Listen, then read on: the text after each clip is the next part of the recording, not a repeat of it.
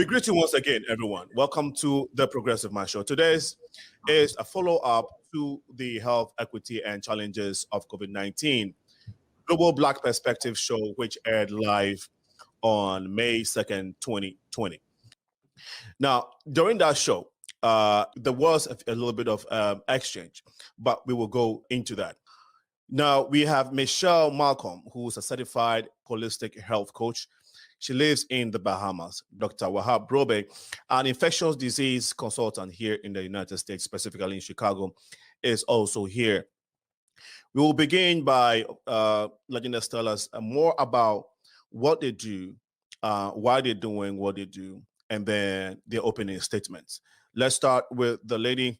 Michelle, those who followed last week's show, those who have watched you here before, watched you on this platform, know you as a holistic coach and a radio host. But tell us a little bit background about your business, your holistic coach business. What is it that you do basically, and how did you get there? If you can take a few minutes to elaborate more about your background. Absolutely. I as you pointed out, I'm a journalist by profession. I've been in the journalism business for over 35 years, and that was really my way of living and my interest until I became very, very ill after being exposed to toxic mold and living in that toxic environment for over 17 months, unawares that is what was making me ill. But at the time, I knew that whatever it was, I would fight it with nutrition. And I thank God that I eventually figured it out, that it was, in fact, mold that was making me ill.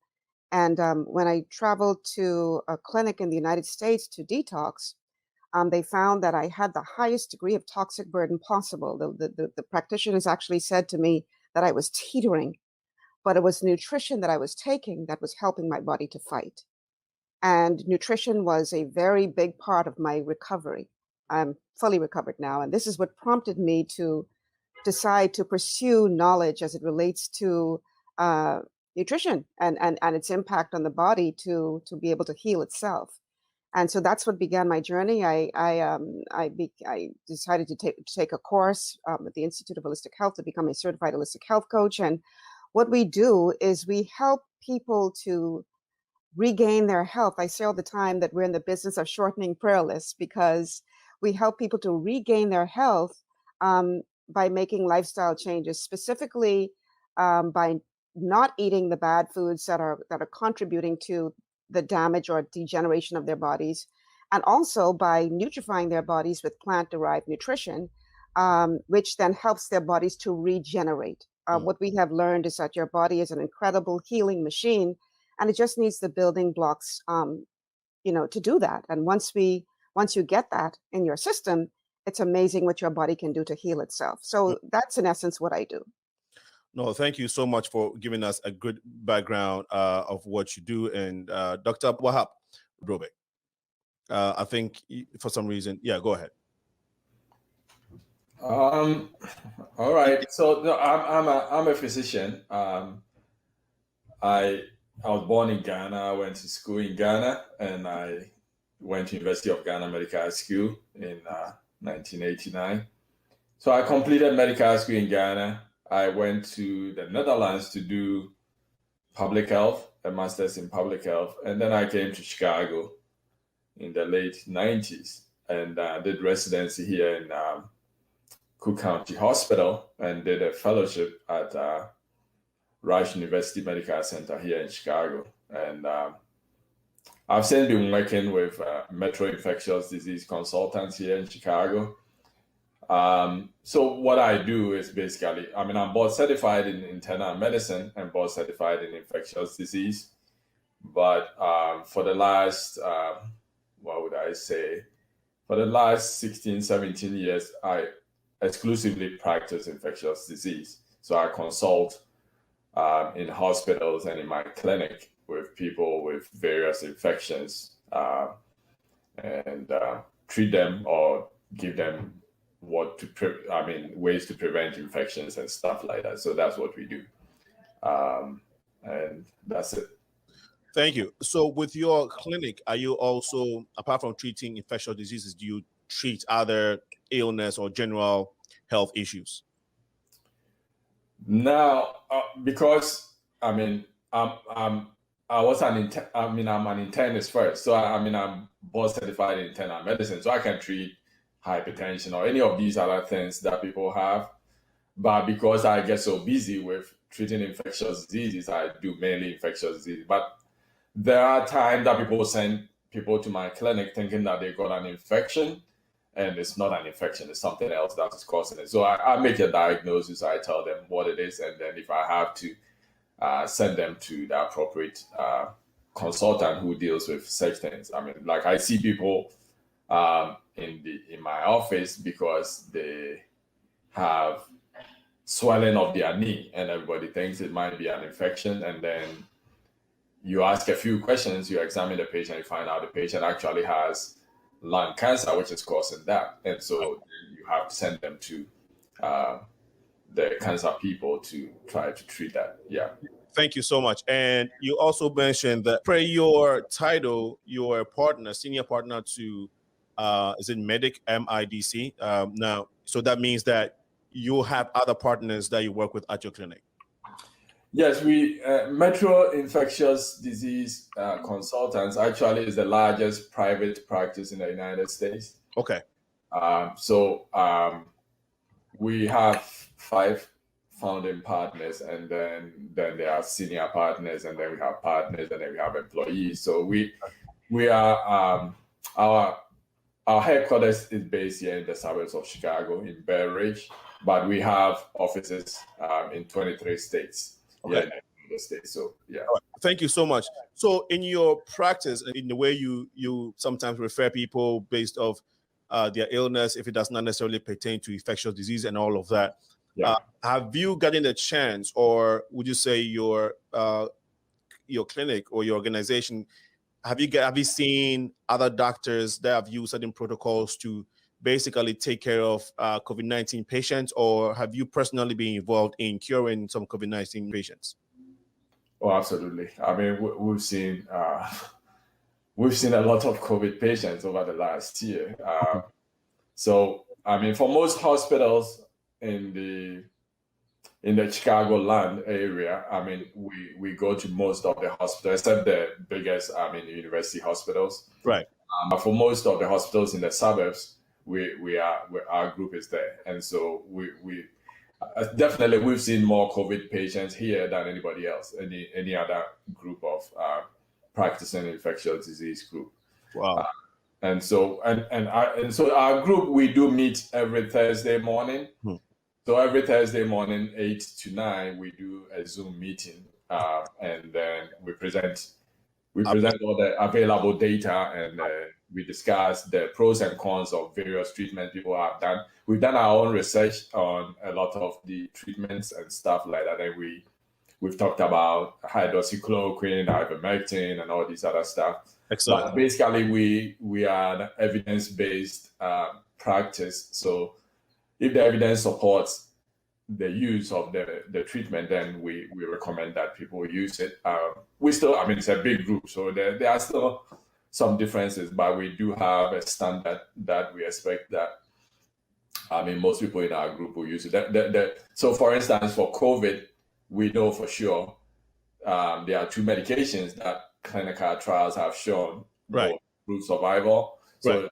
So for the steroids and the tocilizumab, we expect that anybody who works with us would use it. If they want to add plasma to it, or they want to add any of these other medications, that's up to them, because you can.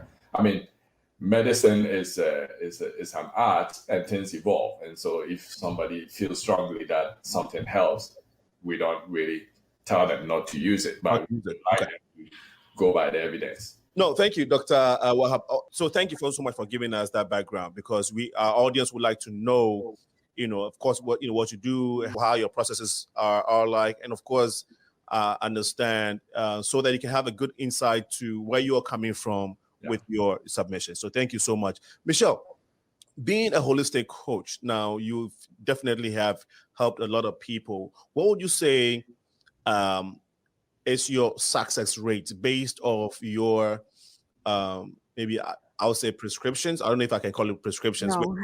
Okay. Well, you guys call it what? How do you call it? Recommendations I would say recommendations. We're not doctors, so we legally cannot prescribe anything. I'm not a doctor, so I don't give prescriptions for anything. Okay. We pretty much match nutrition with symptoms. So in other words, that no two people are exactly alike. We believe that there are over 900 diseases that are a direct result of a nutritional deficiency, not genetics, not a normal part of aging, not bad luck, but a simple nutritional deficiency. And all of these 900 diseases fall into one of four categories. We call them the hard tissue category, the soft tissue category, blood sugar imbalances, and digestive disorders. Mm-hmm. And so we have something called a health evaluation system that we send sort of a questionnaire to people to answer. And they have to answer questions based on these four categories of disease. And based on the symptoms that they are experiencing, it sort of serves as a roadmap for us to tell us that, oh, okay, based on these symptoms, you are experiencing deficiencies in this particular category of disease. Okay. So whereas we believe that every human being needs 90 essential nutrients, in addition to those nutrients, we make specific individualized recommendations based on whatever that individual is experiencing. So for instance, somebody who is experiencing type 2 diabetes clearly has a blood sugar imbalance, as opposed to someone with high blood pressure who has a deficiency in the hard tissue category. Mm-hmm. And we have found that once we get that person on adequate nutrition to deal with their specific conditions, the success rate is phenomenal. Okay. Now, here's the thing. I say to my clients all of the time that their cooperation is extremely important, because no amount of nutrition can outdo a poor diet. No amount of nutrition can outdo toxins. Okay. So in my case with the mold, I thank God that I eventually figured it out. Yeah. What was going on, because had I stayed in there, even though I was taking a lot of nutrition, the mold would have eventually won. Right. You can't outdo a poor diet. And right. So, I get clients all the time. I say to them, this is what is recommended, say, for your bone and joint pain. And, but they continue to eat gluten.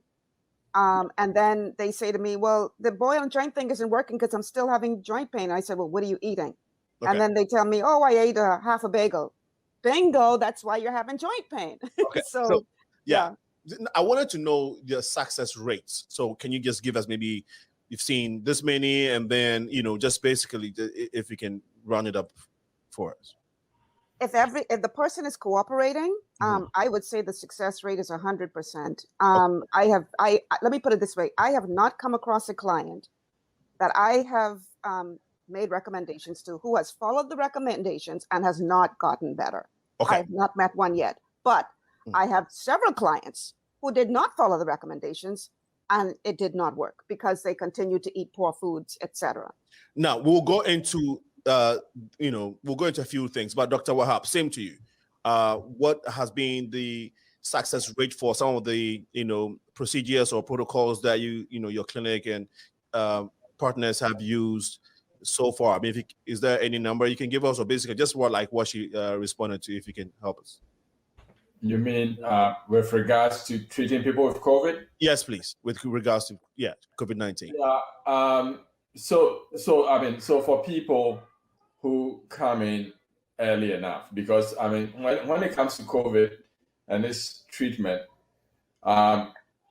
there's a timing element to it. So if, for instance, you got COVID and you stayed home for more than 2 weeks with symptoms, and before you come to the hospital, when you can't do anything anymore, you just can't breathe and you collapse and they bring you in, then the success rate goes down precipitously, because what happens is, if you get COVID and you get on a ventilator, once you're on the ventilator, it doesn't really matter much what kind of medications we give you. Your chances of getting off the ventilator is about 50%. Okay.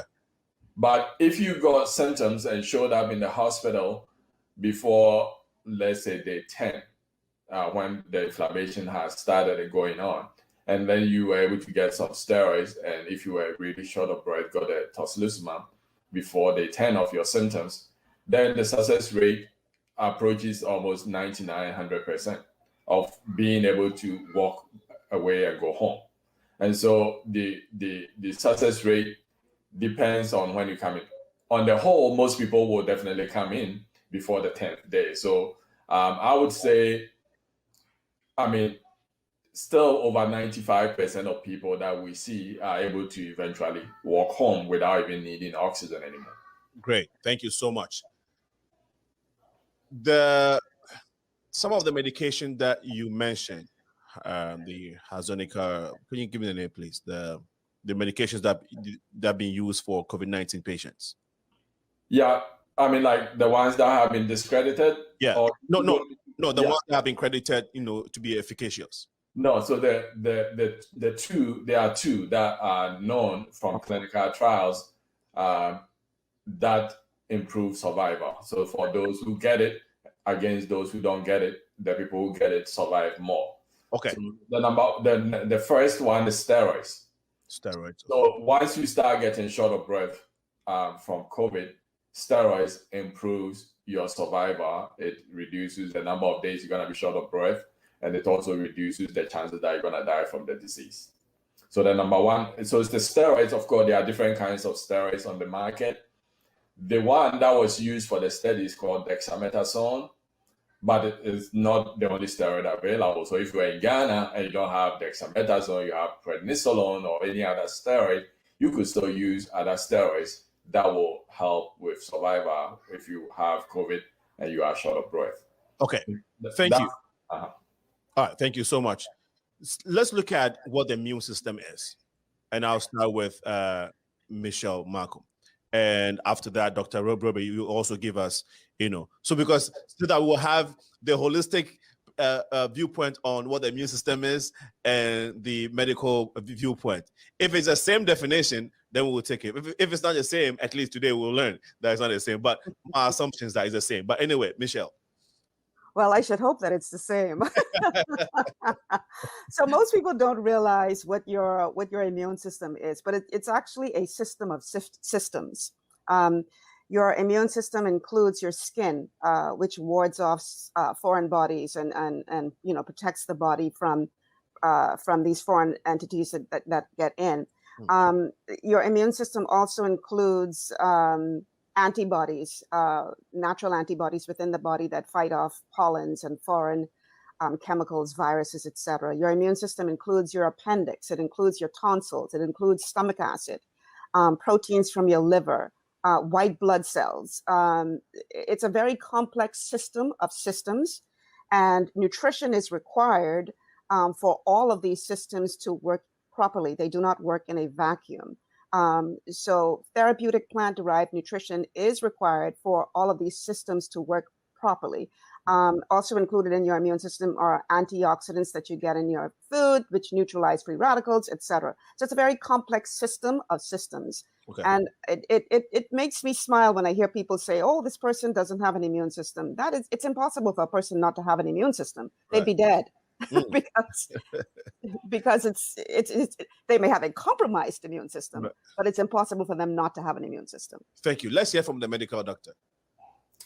Yeah, so I mean, the immune system is certainly is a complex of multiple systems in the body that helps to keep us alive, more or less. Now, so you can divide it broadly into the innate immune system, and then you have the acquired. So there are certain things, like Michelle said, things like your skin prevents things from entering your body to cause trouble. I mean, the purpose of the immune system is to keep you intact and prevent invaders from getting into your system and destroying it. And so you can look at it as you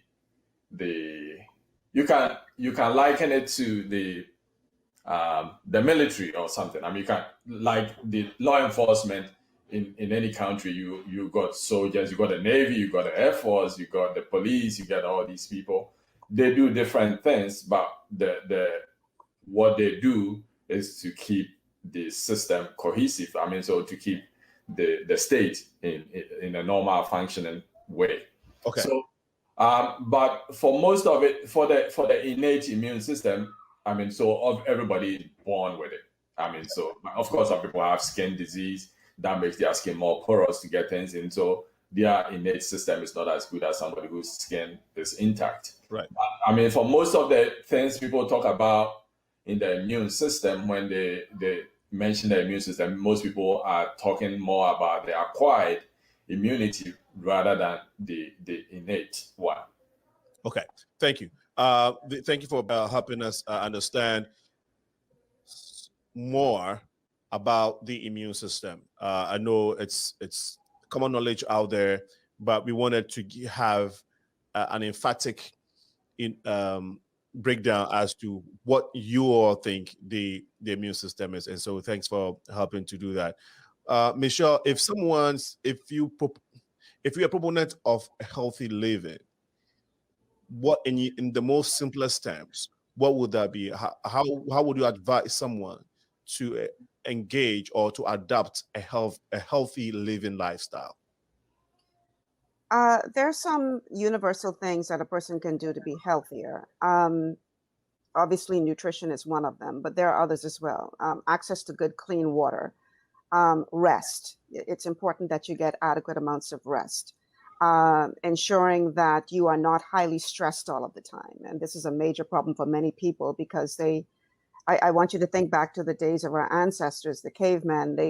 Stress was very necessary for survival. So there was this response that enabled them to either flee from an attacking animal or fight when they couldn't run away, or freeze to pretend to be dead as a form of survival. Well, nowadays, that attacking animal is the boss on a job that I hate, or traffic that is backed up and making me late for my appointment. So we have all of these daily stressors that are causing that same kind of response that was necessary for survival back then.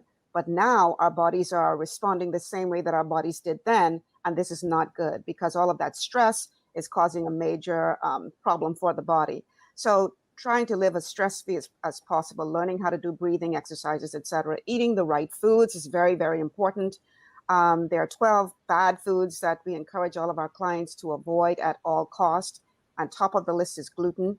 No wheat, no barley, no rye, no oats, because it damages the villi of the gut. And your gut is the epicenter of it all. It's where most diseases begin. Your gut is where most of your immune system resides. And so if you're damaging the very apparatus that is responsible for absorbing nutrients, and you're damaging the apparatus that contains most of your immune system, then you're going to be in problems when something comes across your way, like a virus. So it's important that we avoid the bad foods. Those bad foods, like I said, include gluten, no corn, and no soy, because both corn and soy have been heavily genetically modified and also are sprayed with Roundup, which is a carcinogen. We say to avoid oils, all oils, because whereas even the ones that we've been told are healthy, the problem is that if you look in the bottle of oil, it has a little air container, air bubble in there. Uh-huh. And as that air sits in there, it contains oxygen and it's oxidizing that oil. And so the oxidized oil, once it gets into your body, causes inflammation. And that leads to all manner of problems. Wow. So no oils, no fried foods, obviously, because food's fried in oil. You can air fry your food or fry them oven fried, but not frying them in oil. Wow.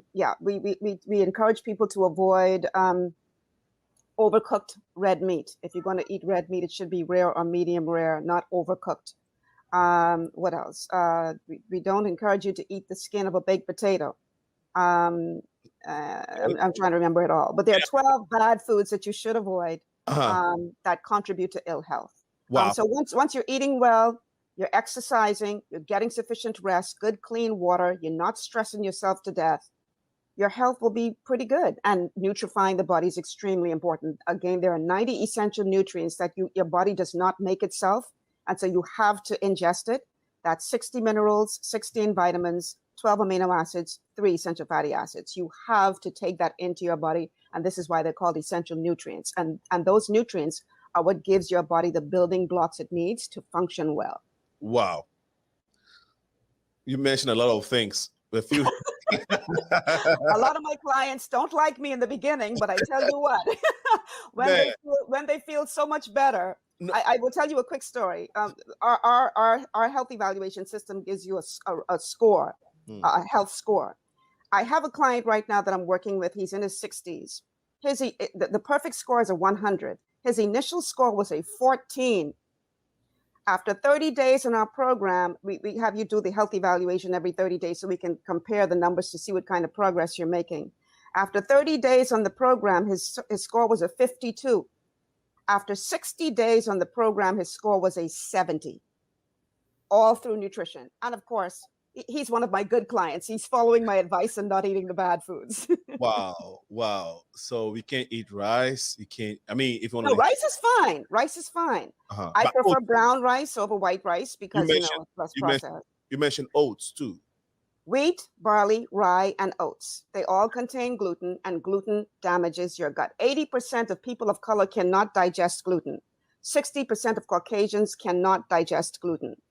So every time you eat gluten, you are damaging your body. You are damaging the villi in your gut lining that is responsible for absorbing nutrients. So you're making yourself a victim twice. Wow. Okay. So we'll come back so you can elaborate on some of the foods that contain gluten. And thank you so much for sharing. Dr. Brobe, the way she's setting the pace for what we can eat, we would have to, we'll come back to that.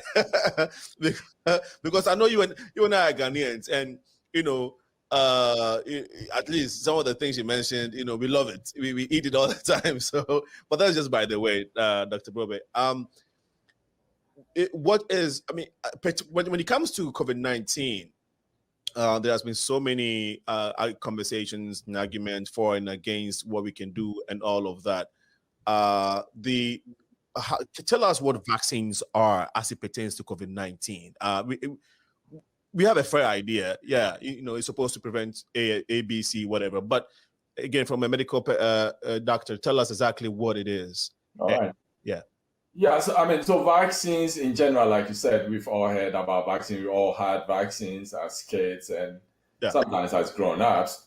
And what vaccine is you either introduce a part or a whole of a less virulent part of an organism into the body, so the immune system gets exposed to it. And then you get what we call the acquired immunity. So the immune system finds a foreign object in the system, and then they adapt to be able to defeat it when it shows up again. And so basically, when it comes to COVID-19, here in the United States, we have 3 approved vaccines. So you have the Pfizer vaccine and the Moderna vaccine, both of which are based on messenger RNA. And messenger RNA is just a strand of RNA, ribonucleic acid. So it's a strand of that encodes for a protein. So in these 2 vaccines that we use here in the United States, the messenger RNA is introduced into your body. It encodes for the spike protein of the virus. So the COVID virus has a spike protein, it has a nucleic protein, it's got many components to it. But it's the spike protein that it uses to try to enter your cells to cause the trouble. So what these 2 vaccines do is once you get the messenger RNA into your body, it goes into the cell, and then your cell will produce the protein, the spike protein of this virus. And then the spike protein being foreign to your body, your immune system will attack the spike protein and make antibodies against it. And also there are T cells, which are killer cells. So it will sensitize killer cells, which will always go in and destroy the virus if the virus shows up in your body. And so that's how you build the immunity to it. So that apart from the messenger RNA, we have the Johnson & Johnson vaccine, which is based on an adenovirus. So it's a virus that infects a lot of people, human beings, but it doesn't cause any disease. And they have introduced genetic material of the COVID vaccine into that virus, so that when they give you the injection, that genetic material is exposed. So the spike protein again, you will form antibodies against it. And therefore, when you are in contact with the COVID vaccine, because your immune system recognizes that spike protein as foreign to your body, it's gonna go in and then destroy it. Okay. Thank you so much for responding. Now, we will take a few comments from our audience who have joined us, who have, is of course, audience who have sent in their comments. We do have a couple following, and we would like you to share the feed as you're watching. This is very educative. We're hearing that the economy is opening back up. There are spikes in other states. We're hearing in Seychelles, it's getting crazy there. We'll probably have, I don't know if Dr. Brobe and Dr. WAHAB, Michelle has any information regarding Seychelles, a spike there, even though I hear 70% or 60% of the population had vaccinated, but they're still getting spikes. And so this is something that is something worth talking about. But let's take a comment from our audience. We'll continue the discussion. And this is from Ate Akron. I must say, yes, last night was a very great one. I had the opportunity to hang out with some good friends. We bowled, and I won from the bottom. Let me just put it that way. Okay. Hey, Ate, I didn't know you were such a great bowler. This guy is great. Great friends, good time. But he says, gotta get the vitamin D. Yeah, great point, because I wanted to ask, what fortifies the immune system? If they are the soldiers, if they're the defenders, do they need anything to make them stronger, or they just, you just stay strong? So maybe that'll be a good question, good comment for you all to respond to. This is from Anastasia de Catan. Will the immune system attack you when you have lupus? All right, so that's a great question to great question, and we'll have one of them respond to it. Will the immune system attack the person you have when you have? Okay, I think she just edited. She just modified her question. This is for Emmanuel Beku. Asa, hey, what's up, guy? What's up, bro? All the way in Hungary. Michelle, you remember him? Yes, I do. Excellent. Yeah. Love to my colleagues, Dr. Wahab and Michelle. You guys are educating us well. Keep it up. Thank you so much, Emmanuel. Georgia says, wow, here I was thinking oatmeal was healthy.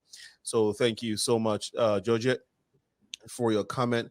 I might have missed it. To Michelle, have you used nutrition to cure COVID-19? Okay, so let's go to the first one, vitamin D. It has been purported, but I think there's a lot of evidence to support the fact that vitamin D helps strengthen your immune system. How true is this? Let me take it from Dr. Brobe, and then Michelle, you can respond to quickly so we can go to other questions. Yes, yeah, of course, vitamin D, and just like any other vitamin, will help your immune system work properly. But I think vitamin D is more of a boogeyman, because most people living in temperate countries who do not take supplemental vitamin D are vitamin D deficient, because it gets cold and people have covered their whole body, and especially if you are darker, you don't get enough sunshine. The natural way that people get vitamin D is getting exposed to the sun. The sun will shine on your skin. There are sterols in the skin that will be converted to the vitamin D. It's a fat soluble vitamin. So naturally you can get it if it's summertime and you wear shorts and wear some singlets and walk around.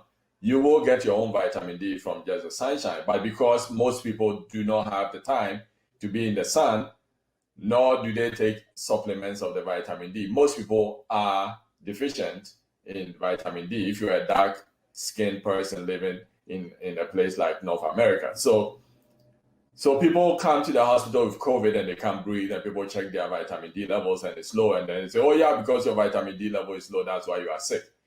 There are a lot of people coming in whose vitamin D levels are fine and they are still very sick and they do die from it. So the fact that a lot of people who are sick with vitamin D, sick with COVID, have low vitamin D, it's just a coincidence that people have low vitamin D. Okay. The COVID showed up. Yeah. Michelle, your quick response to this, and also if you want to add, our immune system, do they stay strengthened by themselves innately, or you need things to fortify them?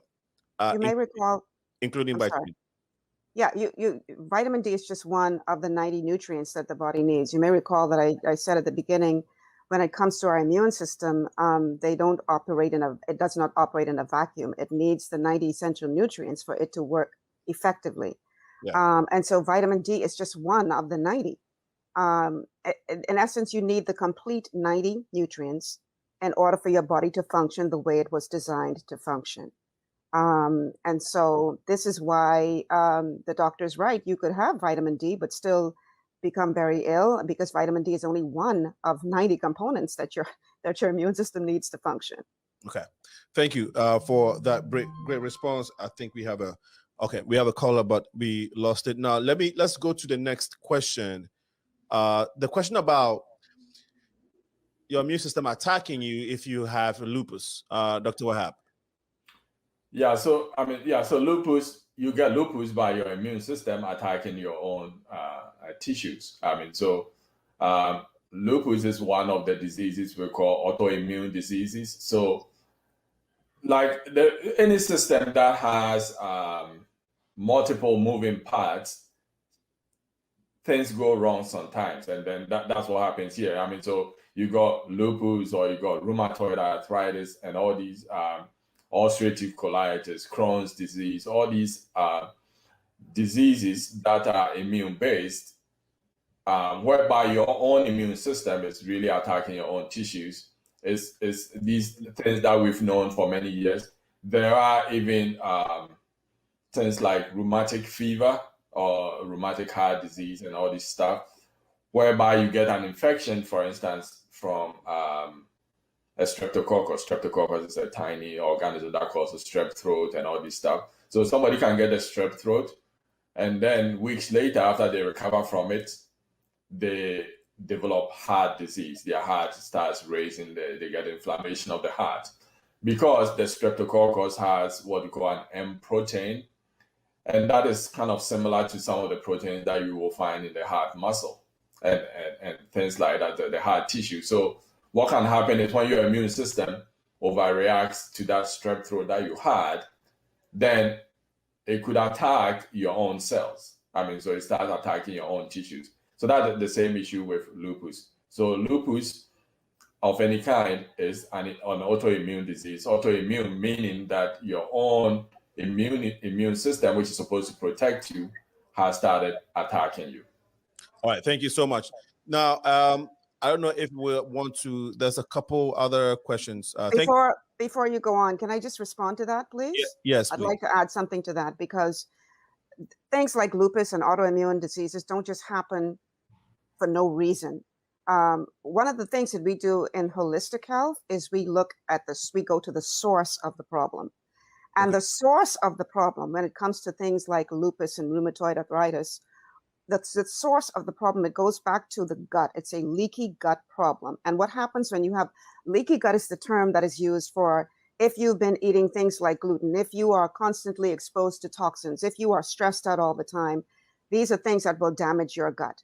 And when your gut becomes damaged, I want you to imagine that these things called a tight junction that's supposed to create this airtight barrier. And on the top of the tight junction, you've got these little finger-looking things called the villi. The villi are responsible for absorbing nutrients into the bloodstream. But what happens when your gut lining becomes damaged, either by eating gluten or toxins or pathogens, your tight junctions start to loosen up a bit, and things start seeping into your bloodstream that aren't supposed to be there. Things like toxins, like pathogens, etc. So when your immune system sees these foreign substances in your bloodstream, it does what it was designed to do. It says, we have an invader here. We've got to go to war. So it rounds up the troops that the doctor was talking about earlier. It rounds up the troops and it goes to war. The problem is when that starts to happen, the body in itself is attacking itself. So for us, it goes back to the question of what is causing the problem. And that's what we do as holistic health coaches. We don't just focus in on the symptom, but we look at what is causing that symptom. And it all goes back to the health of your gut. That's where it all begins. Okay, thank you so much, Michelle, for that comment. So it goes to the Dr. Wahab. Respond quickly, but yeah. What Michelle said goes straight to a point she made in the earlier episode. So I would like to connect her back to that to respond back, Dr. Wahab.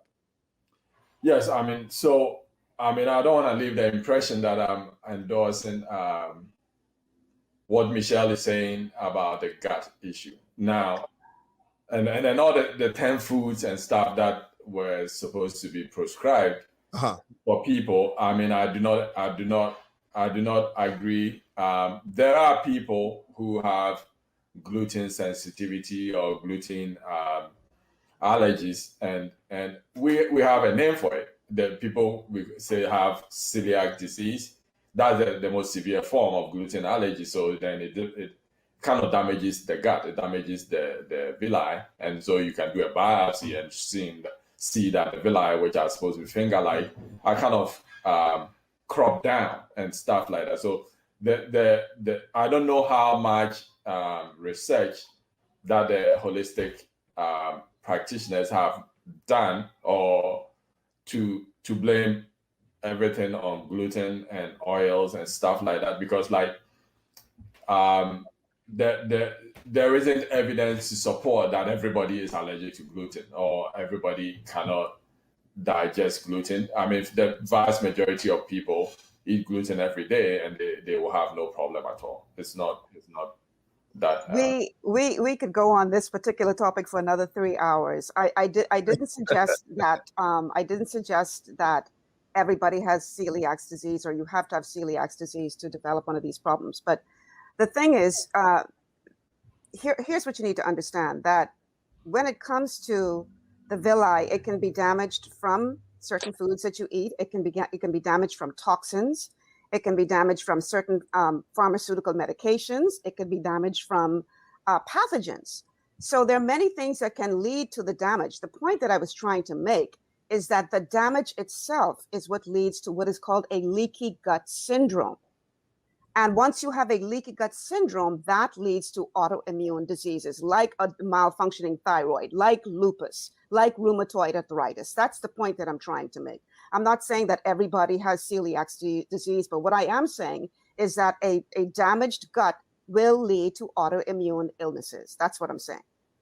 No, but I mean, scientifically, how do you connect a leaky gut? I mean, I understand that you got a leaky gut, you got ulcerative colitis or Crohn's disease and stuff. You can have extra manifestations in your joints. You can, I mean, there are people who have arthritis because of Crohn's disease. I mean, and yeah, I understand that people with inflammatory bowel disease will have other problems which are extra intestinal. But I do not, I mean, I have no evidence or any scientific basis to try to connect a leaky gut to hypothyroidism or hyperthyroidism or any Hashimoto's thyroiditis or any of these thyroid stuff. I don't think everything is linked in that way. I think you should do more research, doctor. With all due respect, I would like to suggest that you do some more research, because it has been shown that leaky gut affects your entire body. It affects your brain, so you end up with things like anxiety, depression, ADHD. It affects your skin, so it can lead to acne, eczema, psoriasis, rosacea. It does affect your thyroid, so you can end up with underactive or overactive thyroid. It obviously affects your colon, so you end up with things like constipation or diarrhea or irritable bowel syndrome. It affects your sinus and your mouth, so you end up with frequent colds and food sensitivities, adrenals, so you're fatigued all the time. And it definitely does impact your joints. So you end up with things like rheumatoid arthritis, fibromyalgia, headaches. They even have research now. They're talking about the connection between leaky gut and what they're calling leaky brain. So it's the information is there. No, who is doing this research? I mean, who can you? I mean, tell us anybody who is doing anything on this? I mean, because I think people just sit down and make up these things. Really, I mean, a lot of it No, is of course just not. made up. No, really, it's not. I mean, people are writing things. It's just like people writing things about, oh, the COVID vaccine kills people or whatever, or hydroxychloroquine kills everything, and people write stuff. But the fact that somebody is writing it doesn't mean that we should. I mean, they need to prove this. I mean, empirically. I mean, he give us some evidence. Okay, this is how it works. Okay, guys, let's go back to immune system, right, Dr. Wahab? Do you believe that people can do things to strengthen their immune system? I mean, if it's that important in helping us fight diseases, especially COVID-19, do you think that people can do things to, booster the immune system? And in what way can it, to what extent can it help us fight COVID-19, or basically prevent us from catching it? No, I think the most important thing that people can do to help us fight COVID-19 is to get their vaccines. Okay, so you don't think that boosting your immune system to a certain, to make it so that people have a higher chance of fighting this, because if the immune system is supposed to fight diseases. No, I get it. So there are general things that you can do to boost your immune system to fight off all diseases. But the point is, we are in the midst of a pandemic. Okay. So there are things that are necessary and there are things that are important.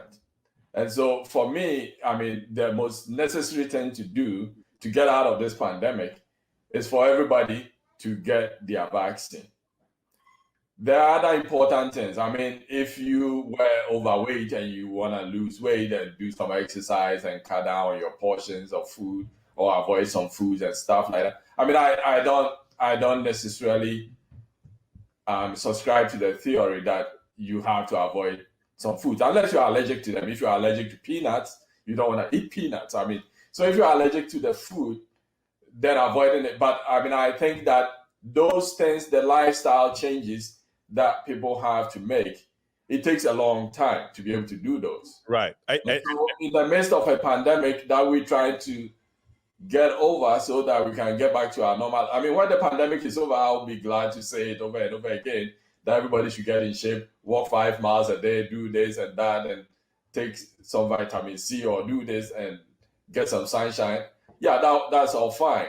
But at the stage where we are, we need to get the pandemic out of the way so then we can talk about healthy living as a lifestyle. And the way to go is getting vaccine, according to you. Yes, the way to get rid of this pandemic is the vaccine. Okay, Dr. Michelle, you want to respond to that, but connected to the earlier argument you made on the previous show that we need to booster or strengthen our immune system. How do we get that done exactly? And then you can respond to Dr. WAHAB. Okay. But I definitely want to do this in two parts, because I'll do what you just asked me to do and talk about strengthening your immune system. Obviously, to strengthen your immune system, I've said it before on this show, you get your 90 nutrients, you eat well, you do not eat the bad foods, you get sufficient rest, you get good water, you exercise when you can. That will boost your immune system. However, I think it is important that we touch on something that you mentioned earlier about the Seychelles and what is happening there. With the fact that they have been doing mass vaccinations and still having issues with COVID-19 outbreaks. And that brings me to a gentleman. To interject quickly, I think they had about 90%, if not close to 100% vaccination rate in that country. Like almost everyone had been vaccinated. But they, as of yesterday, I think last week, they're getting a spike to about 60% already. It's like, what happened to all the vaccination that they did? And Dr. WAHAB, you will get a chance to respond to this as well. Well, here's the thing. I don't know if you've ever heard of a gentleman by the name of Dr. Geert Vanden Bossche. He is a very well-respected doctor who has worked with companies like Gavi and the Bill and Melinda Gates Foundation. He has helped to develop vaccines, and he has been sounding an alarm that for whatever reason, the powers that be have not been paying attention to. And now, if you look at what he has been saying, what is happening in the Seychelles is exactly what he predicted would happen. One of the things that he has been warning us is that when you do mass vaccinations in the midst of a pandemic, chances are you're vaccinating first the more vulnerable population. So persons who are older, for instance, would be the first to take the vaccine. But here's the thing. It has been scientifically proven that even though they have been vaccinated, they are still able to continue to pass on the virus. They're still able to contract it and to transmit it. So here's what Dr. Bossche has been warning. His warning is that the benefit of reduced disease will be offset by viral shedding in the vaccinated. And this will allow, what he's saying is that viral shedding in vaccinated persons will be countered by enhanced spread and breeding of more infectious variants in less vulnerable asymptomatic subjects. And the higher the vaccination rate, the more the latter effect will outweigh the benefit of vaccine-mediated reduction of immune pressure exerted by the vulnerable part of the population. So in other words, because the vulnerable persons who were vaccinated first en masse are still able to contract and transmit the virus, what it is doing when the infection dynamics will have reached a stage where the virus increasingly spreads among both vaccinated and unvaccinated individuals without causing disease, SARS-CoV-2 will increasingly be challenged by the suboptimal immune conditions and encounters in these subjects. And so in other words, it gives the virus an opportunity to mutate into even more infectious variants, which is what we are now seeing. And so this is why you could have a population like the Seychelles that has had this high number of vaccinations, but are still having problems, because what that did in the midst of a pandemic is it allowed the virus to reinvent itself, in other words, to become even more infectious. And we're hearing it now. Oh, we're seeing more infectious variants of this virus coming out in the midst of all of this vaccination. So I think that, people need to start paying attention to what Dr. Bosch has had to say. But the problem is that he and everyone else who comes to the table with anything other than the general consensus is shut down. Okay. And it's a problem. Okay, let's have Dr. Thank you so much, Michelle. Great point. Dr. Wahab, you want to respond to that? Yeah, certainly. Now, I don't know what Dr. Bosch is, who he is, but I would have loved to ask him a question, that how does he think we got rid of polio in this world, or smallpox and all that stuff? This whole idea that giving vaccines to people will lead to a more virulent strain of COVID is laughable. But these vaccines are not the same vaccines that were used back then. Michelle, No. I will. The vaccines we have today, the messenger RNA vaccines, are safer than the Salk vaccine or the Sabin vaccine for polio. You are using a whole virus to do the vaccine, okay? The messenger RNA vaccine only produces the spike protein. They are the safest vaccines that we've ever had on Earth. And what kind of vaccine did the people in Seychelles get? When you hear these things in the news, I would like people to get the details, okay? Because vaccines are not the same. A lot of the Chinese vaccines that they made don't work. So if the Seychelles went to China and bought vaccines that came to give it to 60% of their population. How do you account for all of the breakthrough cases that have taken place where there are reputable vaccines being distributed? Oh, I think the last time I checked, over 3,000 people had died from breakthrough cases. How do you explain that? Where? Doctor, please do your research. Okay. No, where? Cases in the United States. Breakthrough cases in the United States. All right. Let me go there. Over 3,000 deaths. No, let me go there with the breakthrough cases in the United States. Okay. Like I said, our group, we meet every Thursday morning. We had somebody come present the cases. And the cases that they said they have been breakthroughs here in Chicago, you would find out that those people had Streptococcus septicemia. They died because of bacteria in their blood or some heart attack or something else. And the fact that those people had a positive COVID test, that doesn't make it that is the COVID that killed them. And so a lot of these... Doctor, you know what I find amazing? When this COVID thing first started, it was exactly that argument that you're using right now, that the medical professionals use to their advantage. Because as long as you had COVID in your system, you could come there from a car accident.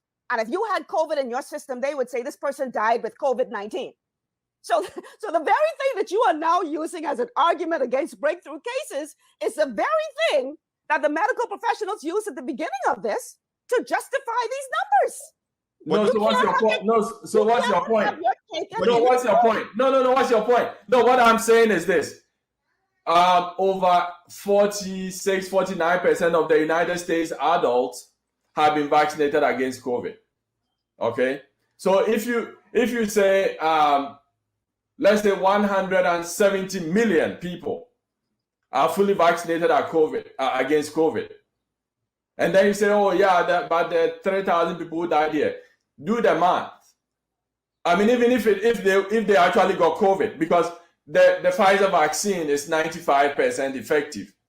Okay, it's 95% effective. Now, what it means is that 19 out of 20 people who get the Pfizer vaccine will have antibodies, T-cell response to it that will prevent them from getting COVID. Okay. There is still 1 out of 20 who still get COVID because vaccines don't work in everybody. So people are still gonna get COVID, but the bottom line is 95% effective. And so that's what we need to concentrate on. All right. It is 95% effective for you to not get so sick that you will have to be hospitalized, but you still can contract it and you still can pass it on. Let's be honest here. Let's be honest. You can pass what on? COVID-19. Dr. Wahab, hasn't it been said that even though I think that is, I think it's common knowledge now that that is not true. That is not. Why did the CDC come out and said that we should not wear masks now? Okay, those of us who are vaccinated should not wear masks. If we will be transmitting it, why are we not wearing masks? Dr. Wahab, I think it's been said that even when you are vaccinated, you are not guaranteed not to catch it or to pass it on. No. Those are the 5% of people who do not respond to the vaccine. The 95% of people who respond to it, you cannot get it and you cannot give it to anybody. So the 5% of people who do not respond to the vaccine. That is not true. That's a fact. That's the fact. You can call Pfizer and ask them. No, but that's the fact. Okay. The fact of the matter is the 95% of the people who respond to it, you can't get it and you can't give it to anybody. If you can't get it, you can't transmit it. That's a fact. That is not true. Okay, so we'll come back to it. Let's take a few comments on the platform. We have several comments, so let's try and take some. Isaac Gibson says the CDC has flip-flop. Is the issue is the issue to many? Is that okay? So I think basically he's saying flip-flop. The CDC has flip-flopped on some of these issues many times. I think that's what Isaac is trying to say. But please come again with your question. If that is what, or your comment, if that is exactly, if not, that's not exactly what I read. Asti says it's not if the vaccine doesn't work on everybody, but I think there are some discrepancies in the health sectors.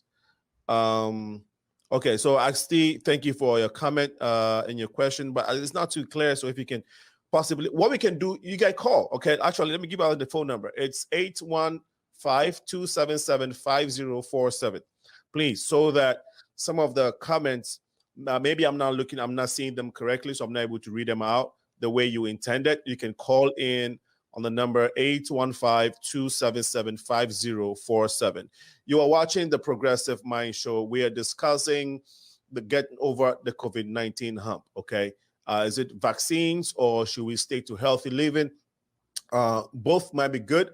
Either or would be good for some people, but that's what we're discussing. And we are blessed to have this great minds, Michelle MALCOM, who is a health coach, holistic health coach. She resides in Bahamas. But if you need her service, you can always ring, telehealth. What is it? What's the name of the thing? Telehealth?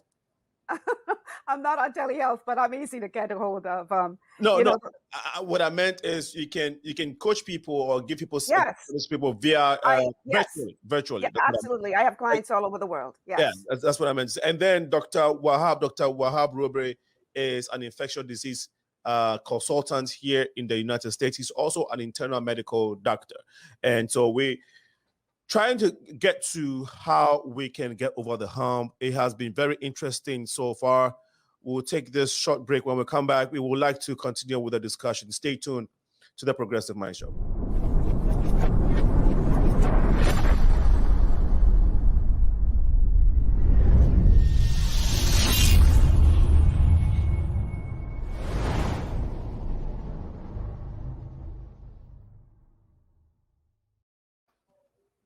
And we are back. If you want to advertise with us, you can send an email to info.progressiveminds@gmail.com. info.progressiveminds@gmail.com. You can also reach us on our social media platforms. You can also ring the number 815-409-9123. We will be sure to put the word out for you, whether it's your wedding, engagement, party, event, even business, whatever business you have that you want to advertise. We also have a media team that will come to your office, your business outlet. We'll give you a good commercial. We'll do a good commercial video for you, and then we can play on our show to promote your business. You can reach us again on the information that I gave out. Our website is thepmsshow.com, www.thepmsshow.com. Let's go to the feed. A couple comments came through from Shani Grant. She says, if only 5% of people that won't respond to the vaccine, what happened to the people who have taken the vaccine and still die? Maybe a question that Dr. WAHAB can respond to. Doctor, quickly, can you respond to, because there's so many comments, we would like to be able to go through them quickly. Yes, and so the 5% of people who do not respond to the vaccine, the people who have taken it and still dying, belong to that group. So that 5%, a percentage of them will have, it's a gradation of response to it. So some will have suboptimal response. And so those are the people who get sick, but they won't need to be in a hospital or in the ICU. But there will be people who will have absolutely no response to the vaccine. And therefore, those people are just like anybody who hasn't taken the vaccine. And so they are just like anybody who has absolutely no immune response to who haven't taken the vaccine. And therefore, they didn't respond to the vaccine. And therefore, they are at the same risk of dying for their age group as anybody else in that age group who has not taken the vaccine. Okay. And so, yeah, people will take it and die. And again, let me go back to the Seychelles case. Quickly, please. Okay. The Seychelles, they use a Chinese vaccine, which doesn't work. Then that's why those things are not approved here in the United States. There are only three vaccines that have been approved here in the United States that we use, and they work pretty well. Okay. I think my team is watching. I need you to give us some information regarding the vaccine that Seychelles used. Okay, please, if you're watching, the Progressive Minds team, I need you, the backroom team, I need you to help us get that information. They use the Sinopharm vaccine. Sinopharm. Okay. Okay. Thank you. Now let's go to this question here that I wanted, that was asked earlier. This is from Shanila Kimura. Leaky gut syndrome can be caused by different toxins, Michelle said. Does that include alcohol, Michelle? When I say toxins, I'm talking about things like mold, for instance, toxic mold. Alcohol is not good for the body, period. Well, the Bible says a little wine is good for the stomach. But when you're talking about a lot of hard liquor, that's not exactly great for the body. But when I said toxins, I'm talking about substances that are toxic to the body, like black toxic mold or lead, or you understand, asbestos, that kind of thing. That's what I was referring to. How does this molds, like, what are they? How do they look like? Can you tell us a little bit about molds? They're different types. Okay. Some more toxic than others. But the ones that are very toxic are very, very dangerous. And they all look, some are black, some are green. They all look, they're various types. So that it's a different way that it could look. But are they forming your bodies? No. This is something, mold naturally occurs. It what's helped to break down things. So it's a naturally occurring thing, but the problem is when it gets into a closed building, it becomes a problem for some people. Some people's system cannot handle it. Okay. So wherever there is water damage, wherever if you have like a leaking roof that you don't pay attention to, or you've had flooding or leaky faucet, or maybe an air conditioning unit that's not working properly where you've got moisture, if that does not dry within 48 hours, if it's not completely dry within 48 hours, mold starts to develop. Okay. So it could be hiding somewhere in your home or where you work. And these are hazardous to your body. Absolutely. Some people are more affected by it than others, but it will literally take your life if you continue to be exposed to it and not address it. It can definitely kill you. We are very blessed in Africa. I lived, when I was growing up, we had all types of leaky stuff, fridges rusted and all of that. And we look, talk about, your ceiling, your roofing leaking with, rains and stuff, because some of the ceilings are not done properly, whatever. Now, what was that ceiling made out of? Because some aluminum, zinc, you call it zinc? Or was it aluminum, Dr. Wahab? What's the name again? Like, regular African. So there are some things that mold cannot grow on. If it's an alkaline surface, a mold will not grow on it. But in places like in the Bahamas, we use a lot of sheetrock in building within homes. And if sheetrock gets wet, mold will definitely start to grow on that. So some things it can't grow on, other things it can. No, based on what you just described, I know emphatically well that I have seen molds growing up in Africa, like, growing up in some of the places that we lived. And that's why I said, thank God, man. God has been watching over Africans, because if I've lived through all these molds and nothing happened to me, I praise his name. I think most of the stuff you saw in Ghana were actually algae. Most of them are spirogyra and stuff like that. Yeah. So when your fridge gets rusted and all those things on the fridge, and that's not mold. That's not mold. No. Oh, okay. All right. Thanks for the education on mold and algae. Now, at least now I know that and how it affects us. Thank you so much. We still have some comments coming through. I may have missed some, but let me try and get this one. Okay. So Baba, there's a question from Chanela again that I wanted to ask. It says, they said a gluten-free diet is good for rheumatoid arthritis. Yes. Okay. All right. Yes. Great. I didn't say that. No. I did. So it depends on who you want to listen to. Yeah. Well, let me just say this. A doctor, this is no disrespect to you, but doctors are not trained in nutrition. And many of them do not even believe in the power of nutrition because they have been trained in what is called allopathic reductionist medicine. So the approach of your doctor is that when something goes wrong in your body, it's a system that has been broken, and their idea is to manage that illness, manage that symptom. So they manage disease. Okay. So if I walk into a doctor's office and let me finish my point. If I walk into a doctor's office with let's say acid reflux, which I have in the past before I got into my health journey, I go into the doctor's office and she tells me I have acid reflux. So what does she do? She prescribes a pill. I won't call the name because I don't want Cena to get sued. So what does the pill do? The pill diminishes those symptoms, but it did not fix the root cause of the problem. Right. Now, after I decided to Google that pill to see what the side effects were, and I saw I said, hell no, I'm not taking this. Okay. And so I went on a journey to determine how to become alkaline without medication. All right. Made the changes, acid reflux gone. Okay. So the difference between what they do and what we do is they manage disease. Okay. We look for the root cause of the disease. And then take it out completely. Dr. Wahab, quickly, your response. Yeah, I have a word to say about that. Actually, I just attended my niece's graduation from medical school yesterday, and all the physicians in the audience were asked to recite the physician oath again. And I recited it outright. No, our purpose, a physician, our training, the basic principle is first do no harm.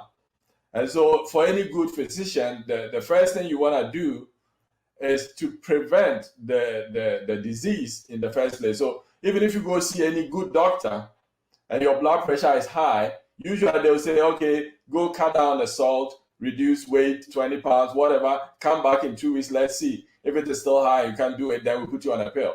If you see a doctor and he says, oh, you got reflux, and doesn't talk to you about not eating late and not sleeping flat on your back and all that kind of stuff, and start giving you a pill, you need a new doctor. Let me ask you something, doctor. In your training, how much time did you spend studying nutrition in your training to become a doctor? But what do you mean by nutrition? Nutrition. That's a simple question. How much time were you trained in understanding the impacts of nutrition on health?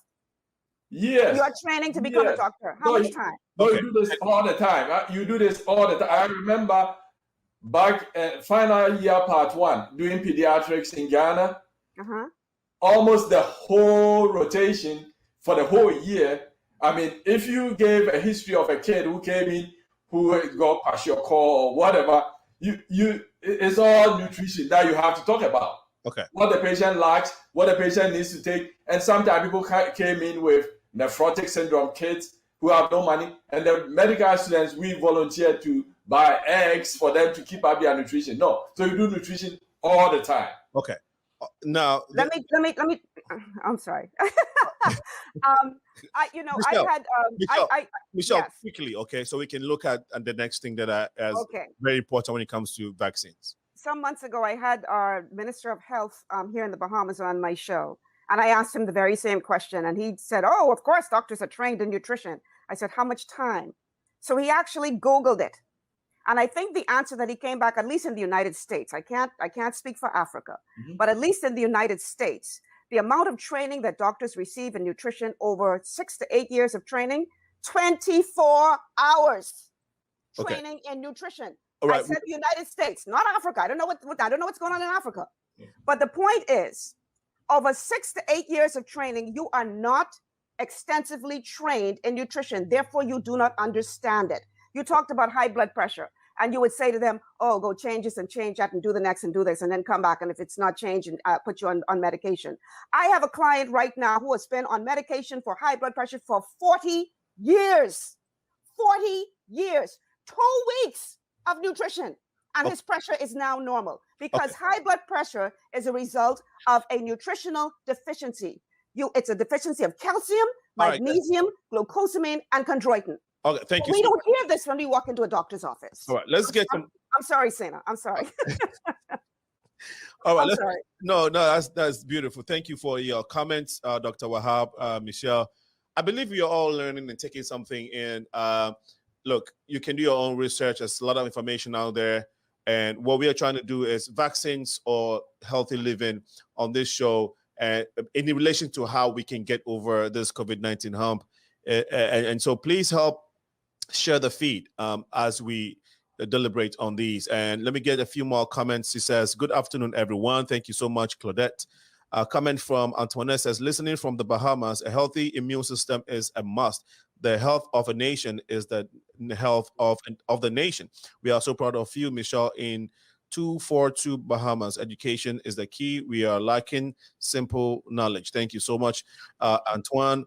Claudette says, "Holistic is the way to go for me. I have proven it. The products are very powerful, I must say." This is Claudette Angelia Grant.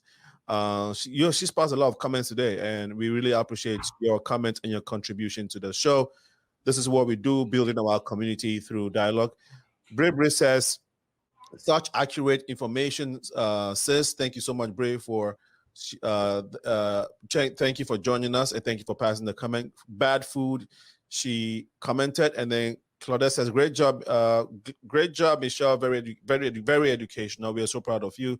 You're truly a lifesaver. Healthy lifestyle is the way to go." So Claudette must be a big fan of Michelle, of course, obviously. Bahaba says, "Dr. Wahab, what does the current literature say about the sources of autoimmune diseases like lupus? Do you agree with Michelle that it is connected to the gut?" I think Dr. Wahab already responded to this, right? If not, you can go ahead. But before you do that, please bear with me. This is from Ate. He says, "What holistically could be done with somebody with an autoimmune diseases like lupus?" And I think this lupus question keeps coming up. So very, very important point. I think, let me see if we get this one. Dr. Wahab, you are telling me to just go ahead and take the vaccine, then take care of my immune system later. Wow, this is wrong. Can I respond to that? Yes, go ahead, please, quickly. Yeah, I mean, no, I'm not saying take care of your immune system later. Now, for most of what your immune system will do, you have no power over it. The immune system is basically, it's mostly automated. I mean, it works on its own. Doctor, I No, so disagree with what you're saying. No, you let him finish. You cannot have a cookie cutter immune system. No, there's no such thing. So if you think that you could sit out there and just eat some avocado and some oranges and whatever, and then control your immune system, no, that's not how it works. Okay, you can do things that might help your immune system, but there are things that your immune system will do that you cannot control. So it's not, people who get lupus, it's not because they went to eat something they were not supposed to eat. That's why they got lupus. We just don't know. And we cannot sit here and say because they didn't control their immune system, that's why they have this or have that. No, you don't control your immune system. And like any system, it's made up of moving parts. And things will go, and you buy a car, it will go wrong someday. I mean, everything falls apart. And so you cannot, I mean, there are things that are beyond your capacity to do. Okay. There are things you can do, but you can't do everything. Good, Dr. Wahab, great points you made. Yeah. Michelle, you were itching to respond quickly. The response that our good doctor just gave us is classic allopathic reductionist medicine. They do not believe that your body has the capacity to heal itself. They believe that it can just, something like he said could just go wrong. You have no control over it. And our approach is completely different from that. We believe that you definitely have some control, and if you're not receiving the 90 essential nutrients that your body needs, then something will break. Okay. It's called degeneration. The degeneration is what we know as disease. Oh. And it's a simple nutritional deficiency. If you give your body the nutrition it needs. And see, this is why this conversation is very important when it comes to COVID-19, because a very large part of the population that has succumbed to COVID-19 were because of comorbidities, because they had some other underlying condition that already had them on the edge, and all COVID did was tip them over. So they already had the high blood pressure, they already had the obesity, they already had the diabetes, they already had the lupus. I could go on and on and on and on and on. The point that we make as holistic professionals is that if you give the body the building blocks it needs, it will heal itself. Your body is an incredible healing machine that wants to heal, is trying to heal, just needs the support to do so. So to say that you have no control over your immune system, that there's nothing you can do, I'm sorry, that is absolutely ludicrous. I did not say you do not have any control. I said you do. There are things you can do to help it, but you don't have absolute control. You can't do all of it. You can't say that I want my immune system to behave this way, and so I'm going to do this, and then your immune system will say, okay, that's how I'm going to behave. Now, like you said, the 10 foods you're not supposed to take oil and all this kind of stuff. Can you explain how my mother, she is 97 years old. She doesn't even take an aspirin a day, okay? She has absolutely no medical conditions. She uses oil to cook and eat every day. She eats bread every day. She eats gluten every day. All the things you say people should not eat, she eats them and she's fine. Well, so praise the Lord for your mother. She has a very strong system. Everybody obviously doesn't have the same system. And so for, most people, 80%, I said before, of people of color cannot digest gluten. So perhaps she's in that 20% of those who can. What about the oil? Oils, again, the problem is the oxidization of the oils. That's the problem. It's not the oil itself, it's the condition of the oil. Because once the oil becomes oxidized and it gets into your system, it causes inflammation in the body. Okay. And again, this is not an opinion. I mean, something. Do your research. Do your research. Michelle, something that you said regarding people of color, Black people eating meat, and how we have difficulty in digesting milk and dairy products and even meat. I think I read it somewhere too before that we do have our guts have, as Black people, we have that struggle when it comes to dairy products. And a lot of Black people can attest to this. Almost everybody that I know is lactose intolerant. I am that myself. Dr. WAHAB, how is that true with Black people, that we struggle with dairy products and meat? Yeah, I mean, so it's not just Black people. I mean, dairy products were made for babies. I mean, so milk. I mean, you need lactase to digest lactose. So that the enzyme that you use to digest milk, as anybody grows older, I mean, in almost everybody, it goes down. I'm not lactose intolerant, and I'm born and bred Ghanaian. But I mean, what I'm saying is, but for most people, the levels of lactase that they produce will go down precipitously as they grow older. And therefore, if they take milk, they're going to get diarrhea and get all these other troubles with it. So for most, milk is not made for adults. I don't drink milk that much. Sometimes I might drink a little bit in my coffee or whatever, but I don't really. Milk is a product for babies. It's for babies, so we should leave it to babies. All right, thank you. Let's go to this question from Isaac Gibson. Gene therapy is definitely not a vaccine. This doctor is spreading false and misleading information. Well, who said this? What's a gene? Do you know what a gene is? Messenger RNA is not a gene. Okay? Messenger RNA is not a gene. Your genes are made of DNA. You cannot convert messenger RNA into a DNA. So you are the one spreading the false information. Stop talking about it. Go and read about what a gene is, and then you can move on and not say that a messenger RNA is gene therapy. It's not. Okay, thank you. He says that the CDC doctor and countless cases of blood clots. Okay, I did not get that point correctly. This is from Shanila Kimura. My sister got tonsillitis from the vaccine. Okay, Michelle, what's the name again? Michelle, what? You were helping me pronounce the name, and what was the tonsillitis. Tonsillitis. Thank you.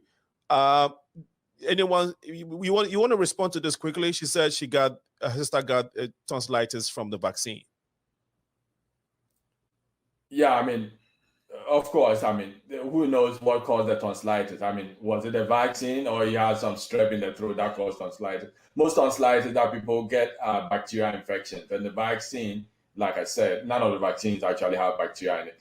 Now, certainly, some people do get their lymph nodes swollen and stuff, and the tonsils have lymphoid tissue in it. So you get a shot. Yeah, it is conceivable that your tonsils could get swollen, but I mean, it would be far and in between. But and if that happens, it usually goes away in a few days. Okay, so let's a few more comments. Well, okay, so this is from Sandria Fleurmond. You can't go wrong with healthy living, and this is from. Before I take this comment, I want to go to this question that I want to ask Michelle. So if we want to look at Edward Jenner's use of material from cow box pustules, right? Say that again. We want Edward Jenner, the guy who helped invent what you call vaccine. Smallpox vaccine, yeah. Yeah. Okay. It's called cowpox pustules. Okay, so this was invented. Invented in the around 1796. It was a vaccine that was developed to fight against smallpox, tetanus, anthrax, cholera, typhoid, tuberculosis, and these were developed through the 1930s, right? And I mean these I'll say diseases existed, and around this time too, they had to develop vaccines to fight these diseases. So I'm sure you are aware of these things that I mentioned, typhoid and tuberculosis and all of that. So it becomes clear that inoculation or vaccination has been the best way to stopping some of these things that we have suffered from as the human race, right? This infectious diseases. So what would you think? What would you say? why would you think that a healthy living is a better way of handling COVID-19 over the vaccine, which has proven, or which per history has been used in fighting infectious diseases? Well, here's the problem, and this is the same thing that we see happening with the flu vaccine. The fact is, you have to take a flu vaccine every year. Why? Because the flu continues to mutate, and so what one vaccine can handle may not be able to handle the same the variant of the flu the next year. So you have to continuously be taking the vaccine every year to fight the flu. Okay. It will be the same thing with this COVID-19 vaccine. Not. You will have to continue, because there will continue to be variants that we're seeing now that are coming out. That listen, medical professionals have already admitted this. So I don't know why the doctor is sitting here pretending that he doesn't know any better. Medical professionals. They are professionals, and they are professionals. I mean, there are people who there are medical professionals who go on TV, Fox News, whatever, and go say stupid stuff. The fact that somebody is saying it doesn't make it a fact. There's no relation between a coronavirus and a flu virus. And I didn't say that there was a relation between the two. No, but what I'm saying is that I was only using one as an example of the fact that you're going to have a virus that will continue to mutate. This we know. And the point is this. This is what we seem to be missing here. The vaccine for coronavirus does not work within itself. It needs your immune system to be functioning in order for it to do its job. Is that true, Dr. WAHAB? It is true. And obviously, 95% of people who get it, their immune system is working. So why are we still talking about immune system? 95% of people who get a Pfizer vaccine cannot get sick. So, I mean, the immune system is not the issue. Can I finish the immune system is the issue, because here's my point. My point is this. If you have a compromised immune system before you take the vaccine, and it continues to be compromised, the vaccine will only work with a functioning immune system. So if you decide the immune system is not an issue here, and see, this is what is so disingenuous about this whole narrative, because you're selling this. I'll give you an example. Somebody sent to me a photograph. I don't know which country it is, but somebody sent me a photograph of McDonald's advertising on their French fries boxes to take a vaccine.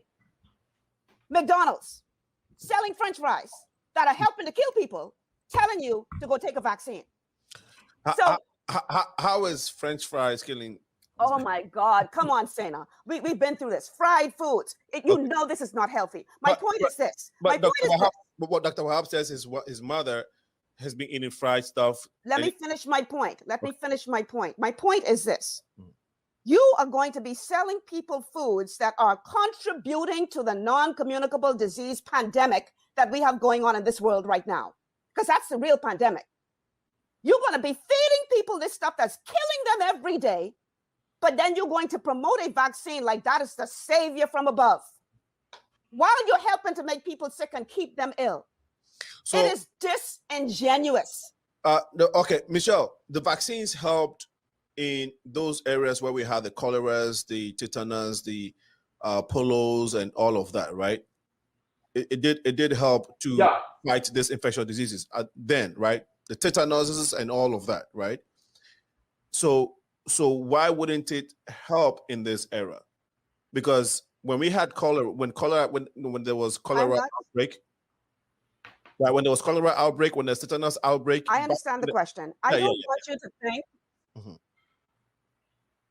I understand the question. I do not want you to think, because the first thing that people try to accuse you of when you say something against the narrative is, oh, you're just an anti-vaxxer. Listen, man, we all grew up taking vaccines. I've taken vaccines when I was a kid. I know. So I understand why vaccines are important. I'm not an anti-vaxxer. All I am saying is, do not think that this vaccination is the savior from above if you're going to completely ignore the immune system, because it cannot do its job if your immune system is not working. And we are putting all of our emphasis. Take the vaccine. I'll give you an example, and I'm not going to call her name. I have a client that I'm dealing with right now. The woman was clearly very ill, going through all kinds of weird symptoms, including, and I'm not going to call her name, and I hope she doesn't be offended by me sharing her story, but I'm not going to call her name, including her skin changing color. One of the symptoms she was having was anxiety. She goes to the doctor. The doctor tells her, this is a medical doctor who takes the same Hippocratic oath that the doctor here is talking about. The doctor tells her, oh, this is all in your head. You're just scared of COVID. All you need to do is go take a vaccine.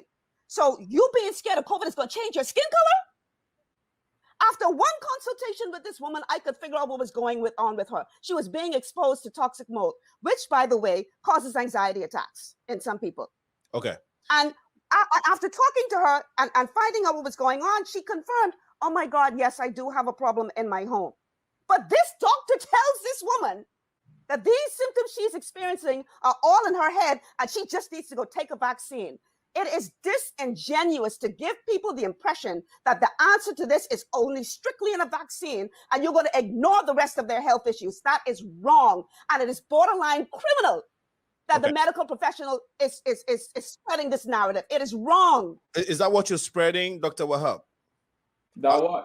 Is that what you're spreading as a medical professional? She just said that it's bad that the medical profession is spreading this type of message that just focus on the vaccine. The message that I'm spreading is pretty clear. That the coronavirus vaccines that we have in the United States are safe, effective, and that is the only way we're going to return to normal life in the United States and anywhere else in the world. I mean, that wants to get to normal life, they either have to get COVID and let their immune system fight it out. Some may die, some will survive, they become immune, or get a vaccine. So then we can all get what we call the herd immunity and move on with our lives. Okay. The whole idea that we're going to preach to people to improve their immune system and all that stuff, it's not going to help in any way, shape, or form. Okay. We know that 95% of people who get the Pfizer vaccine never get sick, never get anything from COVID. They get immune to it. I got the Pfizer vaccine, my first shot in December, my second shot on the 8th of January. I'm immune to COVID. Since the CDC announced to take the mask off, I've been to 2 parties. We had a big gathering, our whole group. Last week, I went to a big party last night in Springfield for a graduation party. Nobody's wearing a mask. Everybody who comes in there is vaccinated. We don't wear a mask. And none of us is going to get sick. And we're going to live our lives as we have to live it. Great. Dr. Wahab, a quick follow-up question. Maybe, I don't know if you have the answer, but I think we all know that there's a law that nobody can sue any of the vaccine companies if they ever if they ever had any after effects by taking vaccine. So why is that? Can you explain why we have that? Because if it's that efficacious and it's supposed to help everyone, why is there a law barring anyone? Because people have had side effects too. Can you speak to that? No, but in general, even in medicine, I'm not a lawyer, but I would explain it. In general, there's even something called the Good Samaritan law, okay? So if you were passing by and somebody was choking on a piece of meat or whatever they were eating, and you try to help them by squeezing them to try to get a thing that is choking them out of their throat. Right. And by doing so, you break a rib. The person just can't turn around and then take you to court and say, oh, you saved my life, but now you broke my rib, so you should go to jail. Yeah. So the same principle, I think, applies here. These people who came up with the vaccines have done a great job coming up with a vaccine, trying to save us all from getting sick. And then somebody will come one day and make things up and say, oh, yeah, the vaccine caused me to develop joint pain, and therefore I'm going to sue you. It's nonsensical. Okay. There are a million things that cause people to get joint pains. And so a year from now, if you got joint pain, you got rheumatoid arthritis, and then somebody makes it up and sits there and say, oh, yeah, it's because you got a vaccine. That's why you have rheumatoid arthritis. Before the vaccine, people were still getting rheumatoid arthritis. So we don't want that nonsense clogging up the court system. And so you got to make these things there so we can move on with our lives. So I think that's the basis for this idea that you can't just go sue Pfizer and say, I got a vaccine, I've now got this, I got a crooked leg, and therefore the Pfizer vaccine did it. Right. No, thank you for a great response. I think the line for Michelle dropped accidentally, and we will see if we can get her back in the studios. It's 3:45 p.m. CST. We're live in the studios here in Chicago. This is the Progressive Mind Show, where we build our community through dialogues such as these. The phone number is 815-277-5047. If you want to ask a question or a comment, please go ahead and call us. But most of you have put your questions and your comments on Facebook, and we really appreciate that. We are also live on our YouTube channel, The Progressive Mind Show. I think we have Michelle back in the studios. Michelle, everything all right? Okay. My head dropped on me. Yeah, there's too much heat in the studio, so it knocked your system out. No, but great convo so far. And I do have I don't know if there was something you wanted to respond to before your line dropped, but let me ask Dr. Brobe this quick question. And then, has there been any drug vaccine interactions with COVID-19 vaccines and other medications taken by comorbid patients such as arthritis, diabetes, lupus, etc.? I wouldn't call it a drug interaction, but there are some medications that makes the vaccine ineffective, and it's because the medications. So let's say people who have lymphomas who are taking medications like rituximab. This is a medication used to treat a lot of diseases, including lymphomas. What the rituximab does is it depletes your body of what you call CD4 cells, which are called the immune helper cells. So if you've got a lymphoma and you're on treatment and you're getting these vaccinations, usually you're getting those medications. Usually people get it every 6 months. We advise people not to take the vaccine with the rituximab. So if you're getting every 6 months, then if you, for instance, you're going to get a Pfizer vaccine, you want to take it 5 months after you're taking your last shot, so you can finish the vaccination before you go for your second shot. Okay. So the medication would have worn out, because the point is you need the immune helper cells to help the immune system develop the response to the vaccine. But if you're taking a medication that depletes your immune system of the helper cells, then the vaccine will not work. Thank you so much. Doctor, sorry, I'm tempted to call Dr. Michelle, but yeah. She's a doctor in her own right. Michelle, there was a question that I asked Wahab earlier with regards to a law that has been passed not to sue the manufacturers of the vaccine, and he gave a brilliant response that I don't know if you want to. It will be unfair for you not to respond, because I mean we try to make it even, and so what was his response? I would have loved to hear that. He gave the Good Samaritan response type of analogy, where if you were hurting by the street and I come to try to help you, and by me helping you, I accidentally, I mean innocuously, hurt you or further inflict on your wounds or your injury. You should not be able to sue me, because I came as a good Samaritan to kind of help you. And that is the analogy. Dr. Wahab, if I'm not correct, please take 30 seconds to emphasize. Yeah, you're basically there. But yeah, no, so what I was saying was that I'm not a lawyer, so I mean I don't give legal advice per se, but there is something called the Good Samaritan law. Mm-hmm. So if you were choking, you walk into a restaurant, somebody is sitting there choking on a piece of meat.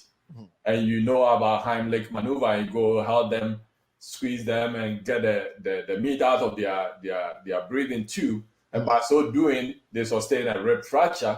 They can't just stand around and say, you just saved my life, but now you've broken my rib, so you should go to jail for that. That's right. Not an assault. You can't go sue the person for assaulting you and breaking your rib, because the person just saved your life. And then you called it, there's a medical term that you called it. You said in medicine, there's a law in medicine. That's the Good Samaritan law. The Good Samaritan law. Okay, quickly, your response, Michelle, quickly, So, please. so I take it you're saying the Good Samaritan law doesn't apply to the vaccine companies? Is that what you're suggesting? No, what I say is it applies because I mean we are in a Yes, it applies to the Good we Samaritan. are in a dire situation here, and then Pfizer sits down, comes up with a vaccine that is 95% effective in saving people's lives.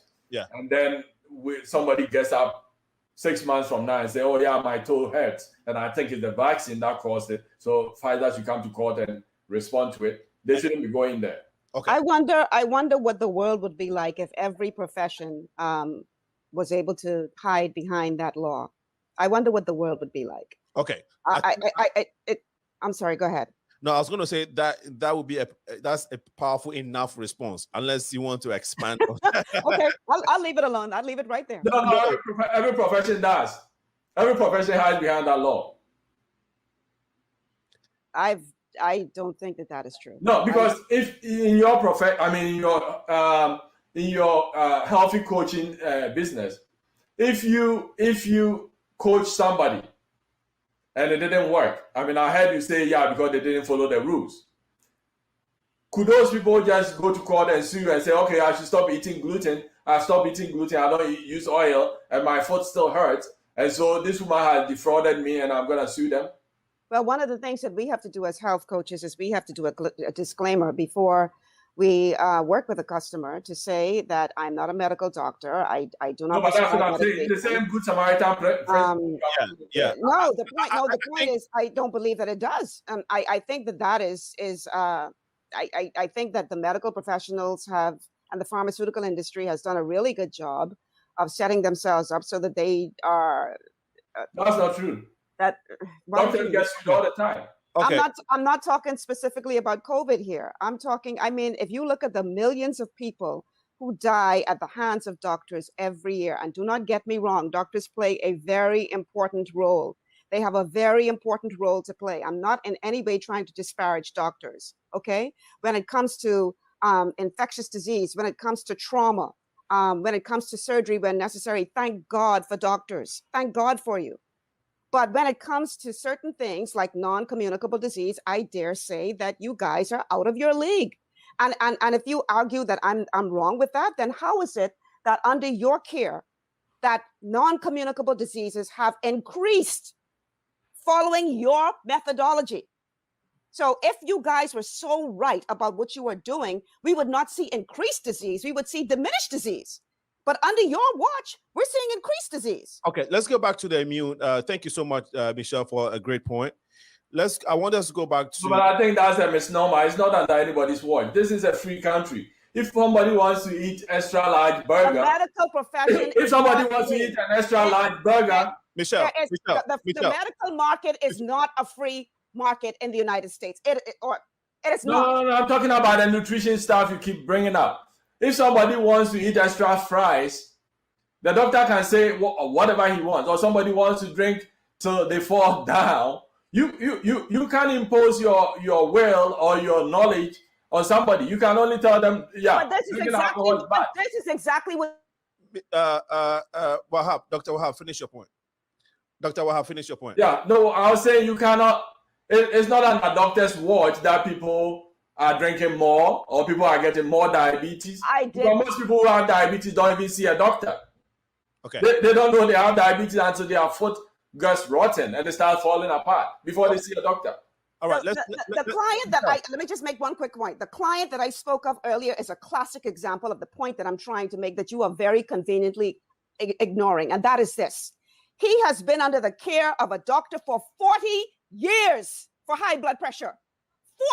40 years without seeing any appreciable result because all they were doing is managing his illness. 2 weeks of nutrition and this man's blood pressure is normal. Okay, Michelle, thank you for your response. Let's get to this question, which would give you a chance to elaborate on what you were saying earlier. So, given that American lifestyles regarding health seem to have deteriorated on several dimensions during the last few decades, for example, rising obesity, rising tobacco use among teens, declining life expectancy and all, what chance is there that we can count on Americans to make the lifestyle changes necessary to stop COVID-19? Can we realistically count on people to lead a healthy lifestyle more than we count on them on getting vaccinated? And let me start with Dr. Brobe. Yeah, I mean, anybody who's done anything about 1 minute changing people's lives, I mean, attitudes and habits would understand that is a tall order to tell everybody in the country to say, okay, let's all not go to McDonald's. We should abolish McDonald's, and everybody should eat some leaves and then take some vitamins and all this kind of stuff. Uh-huh. That is not going to work. And especially this being still a free country, people will eat what they want to eat. Okay. And how they want to eat it. And so to get ahead of this pandemic or any infectious disease out there for which we have a vaccine, the only way we're going to get out of it, take the vaccine, and then let's move on. Okay, thank you. Michelle, you want to respond to that quickly, and then we can go to a few more comments on Facebook. We only have 4 minutes to go. I would like to encourage everyone to research Dr. Gert Vanden Bossche, GERTVANDENBOSSCHE.org, GertVandenBossche.org, because according to him, and he is a well-respected professional who has helped to create vaccines for Bill and Melinda Gates and others. According to him, we're not just going to take this vaccine and move on. And the point that I was trying to make earlier is that because of the fact that people will still be able to shed, there'll still be a viral shed with vaccinated people, you are going to now create the perfect storm of this, and we're already seeing it happen, of this virus being able to mutate into we have a call on the line. Into vaccine, be resistant to vaccines. This is already happening. Yeah, Michelle, it looks like we have a call on the line. Caller, Okay. can you tell us your name and why you're calling? Hello? Yes, are you calling to the Progressive Mind Show? Yes. Okay, please go ahead and tell us your name and why you're calling. Okay, I am the same Anastasia that has lupus. I live in Panama. Okay. Here in our country, we promote the vaccine, and it's not obligatory. But when the doctor said you have chronic disease, that for years we should not take the vaccine until we work on our disease. What did the doctor have to say about that? Okay. If you heard the question correctly, I think the phone line is 815-277-5047. We do have a little glitch here, so the volume is a little low and it didn't come through our system. We're trying to see if we can correct that. But did you all hear the question clearly? I don't know if Dr. Wahab and Michelle did. I heard it clear enough. What she in essence said was, in her country, doctors are advising persons with certain conditions, certain non-communicable diseases, not to take the vaccine until they have dealt with their disease. And she wanted the doctor to respond to that. Okay. So dealt with their disease? Yeah. No, but that's what I said. I mean, if you have a lymphoma and you're getting treatment, you're getting chemo or whatever, immune therapy for it, which will deplete the cells that you need to mount a response, then that's a reasonable request from your doctor. Okay. But you must understand that there are different kinds of doctors out there. So if you have a doctor who doesn't believe in vaccines and say, oh, your blood pressure is high and you should get your blood pressure under control before you get a vaccine, what I would say is that's complete nonsense. You shouldn't be listening to that. Okay. You don't need to get your blood pressure under control before you get your vaccine. You should get your blood pressure under control concurrently with getting the vaccine. You shouldn't, because the more you wait, and I would like to respond to what Michelle said about our website, about how vaccines are going to help mutations. That is a complete false statement, because the mutations are a function of how many viruses are dividing out there. Every time the virus is multiplying, you get more mutations. Then we got the South African variant, the Brazilian variant, and all that stuff when we didn't have any vaccines available. The more people are infected at a given time, the more likely you get these variants. That is exactly the point. That's exactly the point that he's making. I suggest. No, but let me finish. What I'm saying is, if you get vaccinated, if we get enough people vaccinated here, the virus cannot survive in those people, let alone divide in them and get mutations. That's not true. They are still able to contract and pass the virus on. The only thing the vaccine does is stops them from getting so ill that they have to be hospitalized. No, that is a lie. That is a plain lie. Doctor, do your research, please. Just call Pfizer or go to Pfizer's website and check it out. Okay. This is public knowledge. All that it does is not to prevent you from getting sick. Okay? It prevents you from getting sick. And for those who get sick, don't get sick enough to go to the hospital. Do your research. Okay. So so the doctor says it's on Pfizer's website. You can go there. Check it out. Yes, I wish we can do that now. And you have to understand that Pfizer is not the only vaccine that is being administered here. It's not the only one. Johnson & Johnson. You have Johnson & Johnson. You have Moderna. You have, in my country, AstraZeneca. So for you to sit here and make a blanket statement that is not true, it's irresponsible. Do your research. Of course, if you take a vaccine that is ineffective, like the Seychelles did, it's just like not taking the vaccine. That's what I said before. Okay. If you take a vaccine which does not work, it's just like not taking a vaccine. So it's just like the wild population where the virus has gone wild and just multiplying and mutating. All right. So doctor is saying that if you take the right one, in his estimation, which is the Pfizer, right? The Pfizer, the Moderna, and the Johnson & Johnson. You should 95%. The Johnson & Johnson is only about 80, but the Pfizer and the Moderna are close, 95. Yeah, 95. And you should have immunity to COVID-19. So for the rest of us around the world, don't listen to this doctor's advice because we're not taking those 3 vaccines. We are on AstraZeneca here in the Bahamas, which, by the way, the United States authorities said that they're not approved for the United States, but yet we hear President Biden saying, oh, we have 60 million dosages we're going to send around the world. Y'all could have it. We're not approving it for us, but y'all could have it. Okay.